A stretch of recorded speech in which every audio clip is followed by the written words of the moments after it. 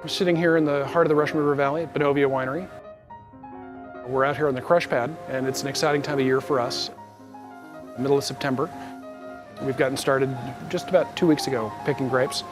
We're right in the heart of our Pinot Noir season. We picked a little bit from this ranch. We have a little more coming in this next week, so it's a good time. So the smell of honey, huh? A little bit of leather too. It's really important to have the grapes be cool so you get a little soak before the fermentation process starts to occur.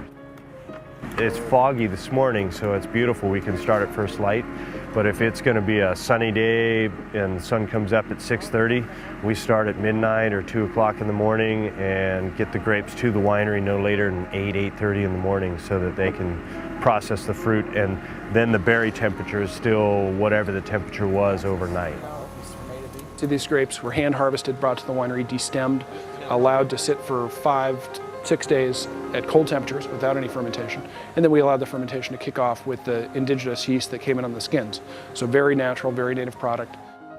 We've got some fermenters at a couple different stages. The one we'll look at is actually Pinot Noir that was harvested about 6 days ago and has just begun to ferment.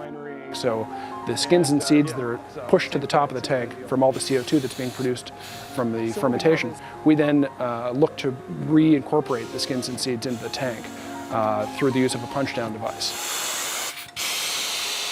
Do this a couple times a day, and once the fermentation kicks off, we may increase the number of punch downs to 3 and maybe 4 depending on the vintage. All the flavor and color comes from those skins and seeds, so this is a really important part of the fermentation process, and one that we like to have a lot of control over in terms of extraction, the level of tannin and the level of color in the wines. In this tank we have about 3.2 tons worth of fruit, and this will yield approximately 7 barrels, something like that.